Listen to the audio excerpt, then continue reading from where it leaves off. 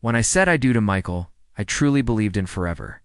We were that couple, the one everyone envied. We had the perfect house, 2 beautiful kids, and a love story that felt like it was straight out of a movie. For 10 years, my life was a fairy tale. But like all fairy tales, there was a villain lurking in the shadows, and in my story, that villain was my own husband. It all started subtly. The late nights at the office became more frequent. The business trips stretched longer. He became distant, glued to his phone, smiling at texts that weren't from me. When I'd ask who he was talking to, he'd brush it off. "Just work stuff, honey," he'd say, without even looking up. A cold knot of dread started to form in my stomach. I tried to ignore it, telling myself I was being paranoid. After all, this was Michael, my Michael. He wouldn't do that to me, to us. But the signs were impossible to ignore. The smell of a different perfume on his shirts. The credit card statements with charges for fancy dinners I never went to and hotel rooms I never stayed in. My gut was screaming at me, but my heart refused to listen.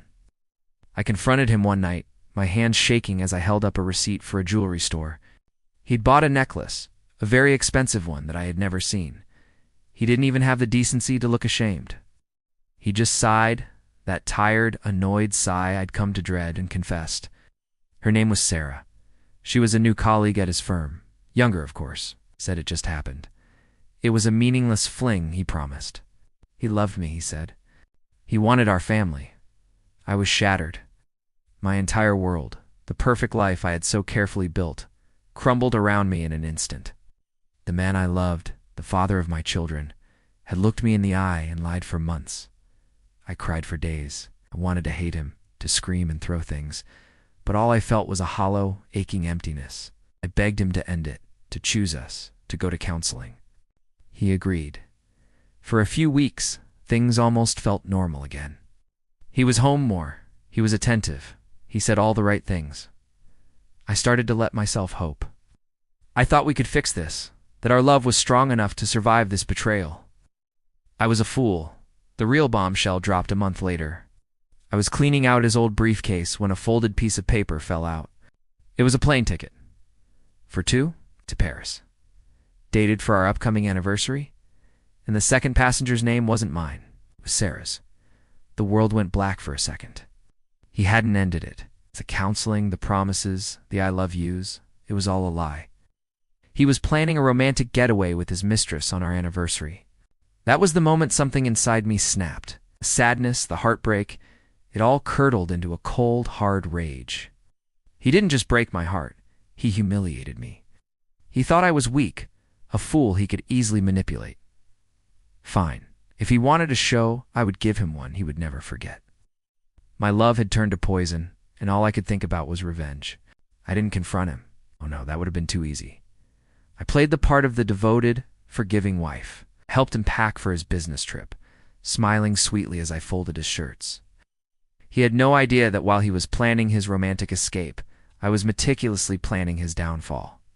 See, Michael had one big secret, even bigger than his affair. He was involved in some shady financial dealings at his firm, moving money around, fudging numbers. He'd bragged to me about it years ago, thinking he was so clever. He never imagined his loving wife would remember every single detail.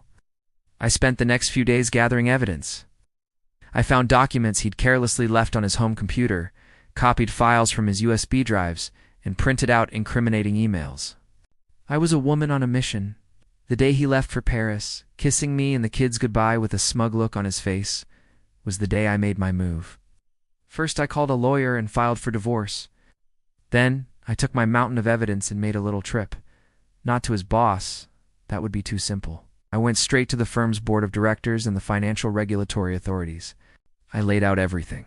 The fraud, the embezzlement, the whole dirty picture. I left nothing out. While Michael and Sarah were sipping champagne overlooking the Eiffel Tower, his entire world was imploding back home. He got the call on his second day there, his boss screaming. Was fired effective immediately. The firm was under investigation. Its assets were being frozen. It was facing serious charges. The romantic trip came to a screeching halt. He flew back immediately, storming into the house, his face a mask of fury and disbelief. "What did you do?" he screamed. I just stood there, calmly, and for the first time in months, I didn't feel small or broken. I felt powerful. I did what you should have done a long time ago, Michael, I said. I chose our family, and you're not a part of it anymore. The fallout was epic. Lost his job, his reputation, and a significant amount of his money in the legal battles and divorce settlement. Sarah, seeing he was no longer the successful, wealthy man she fell for, disappeared from the picture faster than you can say gold digger. He was left with nothing. Some people might say revenge is a bitter pill, that it doesn't solve anything. But for me, it was justice. It wasn't just about hurting him. It was about taking back my power, showing him and the world that I was not a victim to be pitied. I was a survivor. Rebuilding my life wasn't easy, but with every step, I grew stronger. I focused on my kids, on my own happiness. I rediscovered the woman I was before I became Michael's wife. Today my life is peaceful. It's not a fairy tale. It's something better. It's real. I learned the hard way that sometimes the person you love the most can cause you the most pain. But I also learned that you can rise from the ashes of betrayal, stronger and more resilient than ever. He thought he could destroy me with his secret affair, but in the end, he only destroyed himself. And that, to me, is the sweetest revenge of all. Thanks for listening to my story. If you've ever been through something similar, know that you are not alone, and you have the strength to get through it. Don't forget to like and subscribe for more stories. See you next time.